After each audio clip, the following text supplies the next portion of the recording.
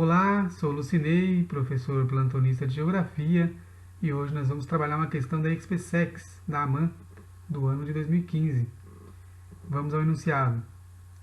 Sobre o comércio exterior brasileiro, podemos afirmar que, primeiro, no comércio mundial, o Brasil possui hoje a condição de global trader, estando, portanto, comprometido com os princípios do multilateralismo e do liberalismo no comércio mundial.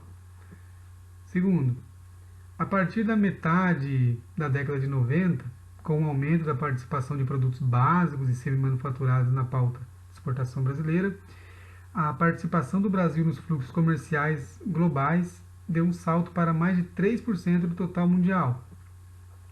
Terceiro, enquanto na pauta de exportações brasileiras para a União Europeia e Ásia predominam produtos primários e semi-manufaturados, os países do NAFTA, Acordo de Livre Comércio da América do Norte, e da América do Sul absorvem principalmente produtos manufaturados do Brasil.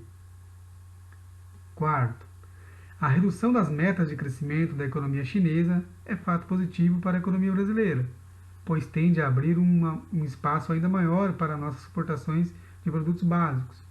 Quinto, o Mercosul responde por cerca de 40% das exportações brasileiras, o que revela forte dependência comercial do país em relação ao bloco e justifica o aumento dos investimentos privados brasileiros no país do Mercosul.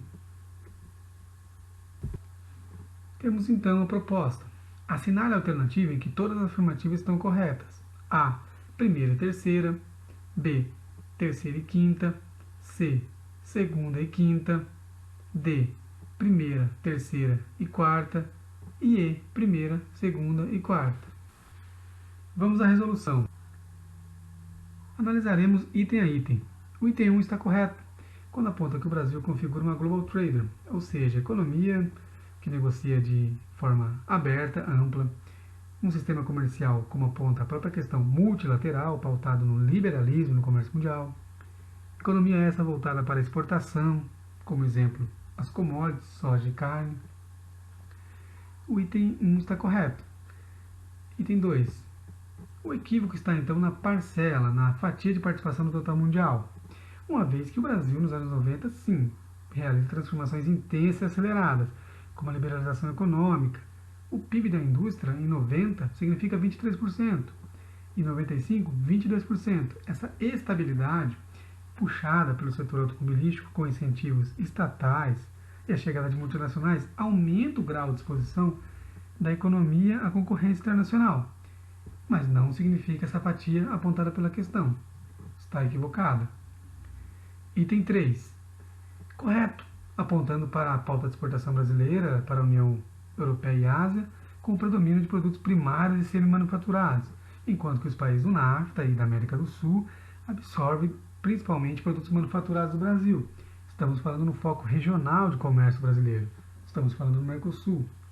Item 3 está correto. Item 4. O equívoco está quando aponta para a redução das metas do crescimento da economia chinesa favorece o Brasil. A manutenção das metas da economia chinesa favorece o Brasil, uma vez que aumenta a demanda chinesa por soja e carne. Interessante citarmos que a disputa econômica comercial entre os gigantes Estados Unidos e China favorece o Brasil. O país tem avançado no setor agrícola, como acabamos de apontar, com a demanda chinesa por soja e carne. O item 4 está equivocado. Item 5. O Mercosul corresponde por cerca de 40% das exportações brasileiras, o que revela forte dependência comercial do país em relação ao bloco. O equívoco está quando aponta para a forte dependência comercial do país em relação ao bloco. É fato, 39% das exportações de bem manufaturado do Brasil tem destino Mercosul e Caribe, mas não temos uma dependência comercial em relação ao bloco.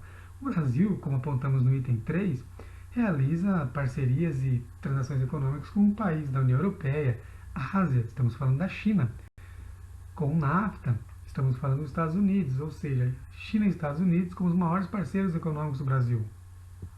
O equívoco, então, está quando aponta para a dependência econômica do Brasil em relação ao bloco Mercosul. Temos, então, como alternativa correta a alternativa A, com afirmativas 1 e 3. Bom estudo e até mais!